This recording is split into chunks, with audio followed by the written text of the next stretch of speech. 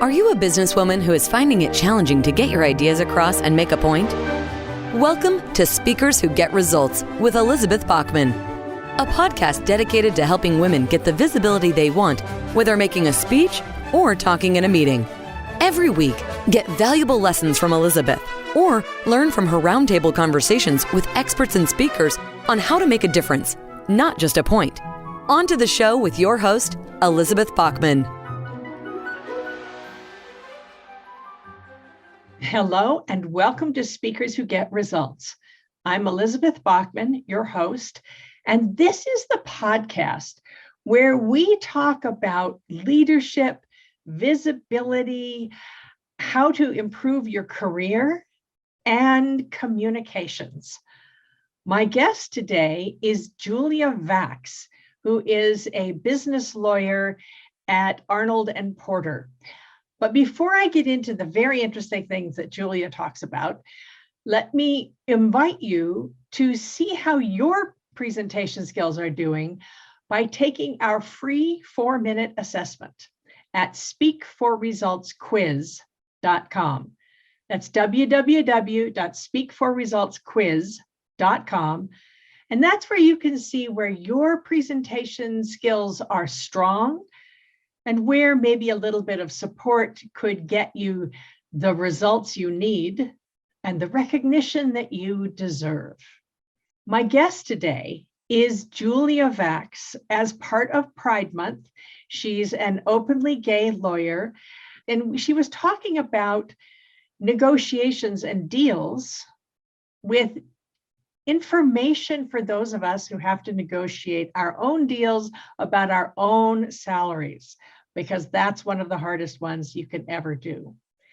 The official bio is that Julia Vax is a partner at Arnold Porter and focuses her practice on corporate and securities laws in representing emerging growth and public companies, primarily in the life sciences and technology sectors, from formation and early stage capital raising to publicly traded entities. Ms. Vax has advised clients in the biopharmaceutical, genomics, medical device, diagnostics, internet, digital media, software, IP, telephony, telecommunications, and financial services sectors in all aspects of their corporate development and in connection with a broad range of financing and strategic transactions. Ms. Vax has extensive experience in IPOs, Rule 144A transactions, and many others, especially executive compensation and corporate governance. She's been involved in numerous public and private financing transactions representing companies, investors, underwriters, and placement agents. She's a faculty member at the Center for International Legal Studies and has taught U.S. corporate securities law at the University of Tartu, Estonia, as a visiting professor in the fall of 2017.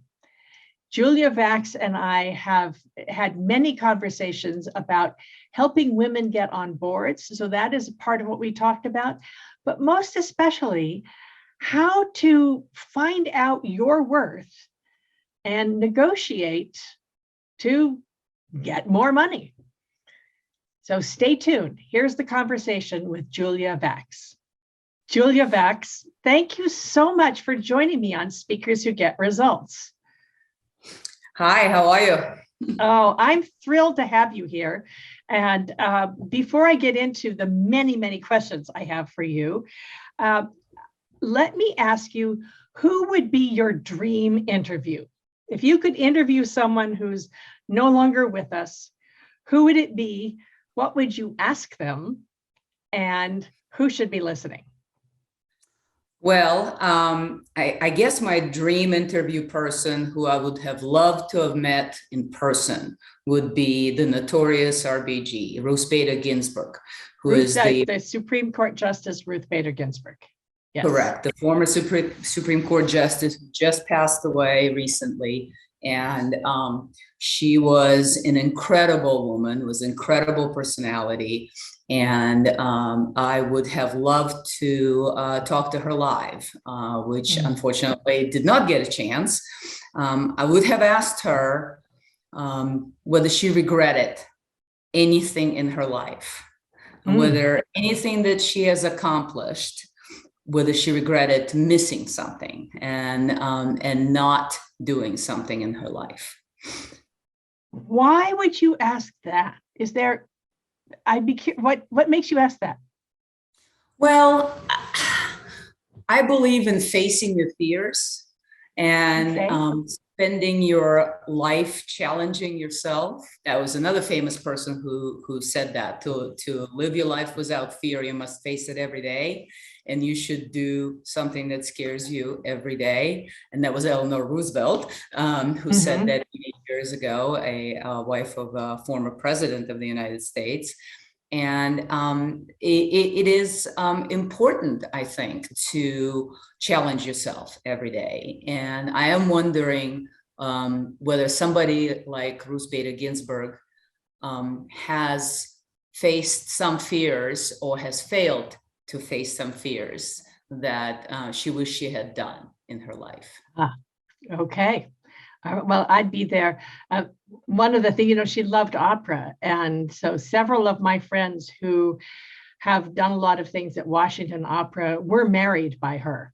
I have quite a few friends, opera singers, who she married them, and isn't that cool? It is amazing. I wish I'd been around enough to do that. I never met her in person either, and I would absolutely be there. She was a fascinating person. Julia, we've known each other for several years, mostly in the context of helping women advance their careers and become more visible, which of course is the heart of what I do. So I wanted to ask you you said some really interesting things in our preview conversation. First of all, though, as a lawyer, you've got all those wonderful books behind you.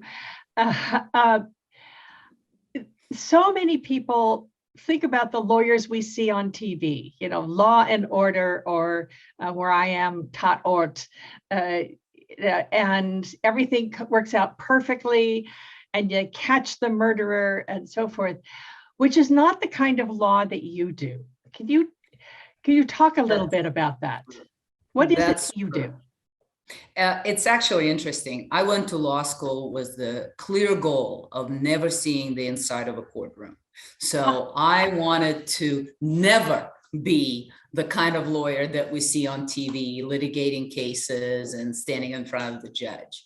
I always wanted to be a business lawyer. And many people, in fact, you're absolutely correct, do not understand what business lawyers do. In fact, I often have my litigation colleagues come into my office and say, "What is it that you do exactly?" And I get very angry about that. And I tell them to leave my office immediately. What business lawyers do varies broadly. And they could be negotiating very comprehensive and complicated contracts. They could be representing public companies in connection with their obligations to report to the public and their disclosures. They could be representing debt issuers or various banks. They could be doing merger and acquisition transactions. And then there is a group of us that do what's called emerging growth companies work. And emerging growth companies. Okay. Correct. And it's basically what it sounds like. It's companies that are just emerging, also known as startup companies. It's early stage companies where you primarily work with business people and inventors and the founders of those companies who have an idea. And they want to make a company out of that idea. And many ideas don't work out as companies. Many ideas are just an idea and never become a company. But other ideas you could actually create and develop into a product or a service. What we do that practice, the lawyers that practice in this particular area, is we help these early stage companies to figure out how to become a company. How do you document relationships between the founders? Maybe there's one founder, maybe there's five. How do you own this company? How do you retain each other? How do you stay friends over the years? And the answer to that is, by the way, document everything up front while you are still friends, because it is always, invariably, there is some disconnect and people move on, and the divorce is best papered up front. So a prenuptial agreement for your company before you actually launch. That's exactly right, because that's when you can agree on what the right thing to do might be, what's a fair thing to do might be. Not unlike the marriage, but it is prudent to document your relationships and your rights and your obligations up front. And then we proceed to help these companies raise money. And that's a big part of what I do. And that takes a form of any number of private financings. These are not stock issuances or debt issuances that are registered for sale to the public. These are private placements or privately negotiated transactions between the company and a small group of investors. And that could be stock, it could be debt, it could be a combination of things. And there's successive rounds of that funding that typically comes into a small company. Let me ask you, as you do this, you're not actually producing a thing. Correct. How do you see the results of what you're doing? What does done look like for you?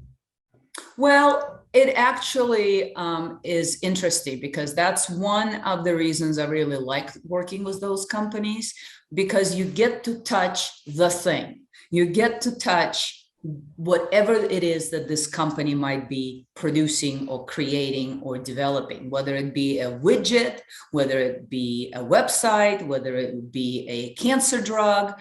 And what you see is this young company that started with one or two or maybe three people that actually grows, and they accomplish milestones for its product, for whatever the thing is. And that company might eventually go public, or that company's drug might get approved by the regulatory agencies. And now you watch these people who you've known for, sometimes 10, 15, 20 years, ring the bell on New York Stock Exchange because they have achieved a major accomplishment, but you were part of it. And you helped bring that drug to the market, or that product, or that driverless car, whatever that might be. And as lawyers, we deal with a lot of paper, and we're always in the background, but we get to be part of this invention, of this new creation. And that's the most fascinating part. That's really, really fun way to describe it. I'm curious, as you're doing this, as someone who came to America from Russia, and you wound up in law school, how do you, I'm going to ask this a different way. So editors, we're going to pause for just a second. So Julia, it sounds like you make deals for a living. You negotiate contracts.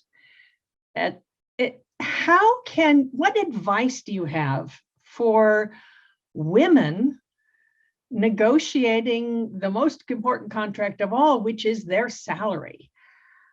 You had some really useful advice when we talked the other day. Sure. I think that women have a tendency to sit back a little bit in their own negotiations. They are often much more willing to negotiate for others. Yes. And in that sense, you often see a woman who may be representing the company is negotiating very aggressively and strongly on behalf of that company. But when it comes to negotiating your own compensation or your own rights, it is something where we as women have a tendency to take a little bit of a back seat and maybe take the position that we don't want to come across too aggressive or too greedy, maybe even. And I would say, in my opinion, I think it's really important to be very direct in what it is that you bring to the table and the value that you can bring to wherever it is you're going, whether you're being hired as a CEO or you're joining a board of directors of a company, any number of positions that you might be looking to take, and being direct about the value and what your personal worth should be. I think it's very liberating, actually. Your personal worth. How can we measure our personal worth? Tricky. Clear. I mean, one thing I would say right away to anybody who's been in this situation, practice the negotiation with a friend before you go into the interview. Absolutely. Make sure the words and the numbers can come out of your mouth without you getting confused. That took me years to learn that one. Yeah. It is fascinating how important it is to have a script. And when you come to a meeting where you're going to negotiate anything, and that should include your personal compensation and your personal package, it is important to have a script to articulate those very points of the value you bring to the table, the worth that you have, and you typically would benchmark it somewhere, right? You benchmark it against other positions for and for our international listeners, what do you mean by benchmarking? You would look in the industry and in the space that you are going to enter, and you will find comparable positions that would be similar to the position that you're applying for and you're interviewing for. And you would see whether a compensation package is publicly available for that particular position. And it could be for US public companies. It's very easy to find. You can locate them in the public disclosures that the company makes about the compensation of its executives. And you would definitely be able to find some information about what a position like that brings in terms of compensation. It would often be a position occupied by a man. And the difficult argument that we still face these days is, are women worth as much as the man? And it's interesting because you have to really set that aside, in my opinion.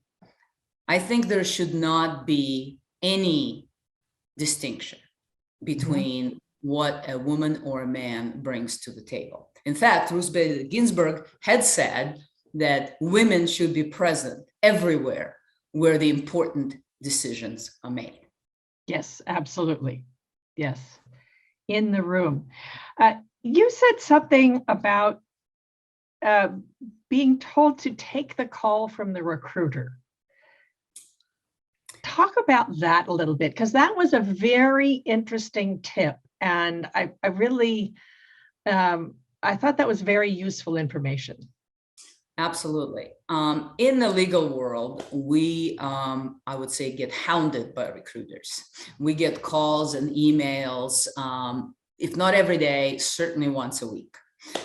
Somebody is looking to build out their practice, and they hired a recruiting agency who is looking around and finding appropriate candidates and then starts reaching out. Some come by way of introduction, some come just cold calls. You get an email out of the blue that's saying, oh, I have this great position for you. Most of the time, lawyers ignore those. It's like flies. We just swat them away and delete those messages. And somebody said to me one time, you should take that call.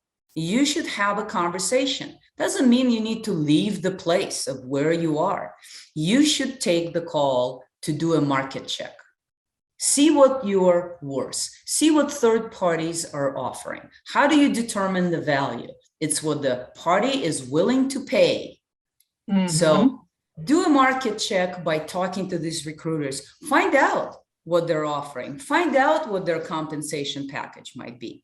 And it actually happened to me one time. And this was years ago. And I was recruited by another firm. And I had a package. And I didn't really want to leave my firm. And I came back to my firm and I said, look, I have a market check. This is what the other people are offering. And if you match that for me, I will stay because I want to stay. I love people around me. I love working with my colleagues and I want to stay. But now I'm told that I'm grossly underpaid. Good. And I brought that to the management and the management came back and said, we match. And this was more than a decade ago. And it's important to do that, to determine your own worth.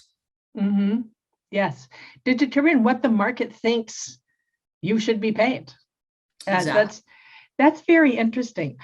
Another thing that you do a lot of is advising women in the effort to get women on corporate boards. Why is board representation important for women, and why is it important for the company? Well, for the company, it's really important to have diverse opinions and views from different perspectives. And dare I say that women bring a different perspective to the table, just by virtue of being women, setting aside even the specific expertise that that particular woman might have in the industry. Why is it important for women? Because in the boardroom is where the decisions are made. The boardroom is what drives the company, what drives the industry, what drives the market. That's where the big decisions are made. And for many, many years, I would walk into a boardroom as a lawyer and see men only, and primarily white men only. And now things are slowly changing, but it's still long ways to go. Talk a little bit about the pushback that women face in the boardroom. It's the same pushback that women face pretty much everywhere. Okay. Don't be too loud. Don't voice your opinion. You should just listen and learn from others who have been there before. In fact, I had a woman joining a board of my company, one of my companies, and she asked me, she said, it's all men. Do you think they're going to have a negative reaction if I speak my mind? Because I speak my mind. Do you think I will have people think that I'm too aggressive, that I don't know what I'm talking about? And I try to assure her that my position and my view is that women should speak their mind, and other women, if they're present, should absolutely amplify their voice. And how often do you sit in the room, in the meeting, not just a board meeting, but any meeting, and a woman says something, expresses an idea, and everybody just kind of nods and doesn't really say much. And then a man right next to her says virtually exactly the same thing. And suddenly, oh my God, what a great plan. We should go with that. So happens all the time. And by virtue of that woman being only woman in the room, I think it's difficult to have a circumstance where another woman could step in and say, wait a minute. That was Julia's idea. Just said that. Exactly. And let's talk about that. And it is important to speak up. Of course, it's important to know what you're talking about. Yes. And we all work as hard and often harder than man to be experts at our particular industry, to be very knowledgeable, to stay on top of the latest developments. And it's important, but then we often don't actually say it, and we don't actually express it. And I urge all women, especially in the boardroom, to engage in the conversation. And to recruit other women. I mean, if you're the only woman, do everything you can to get more women, that once you're there, is hold the door open for other women, for people of color, for other diverse ideas. Absolutely. And what often happens is the environment really stops resisting.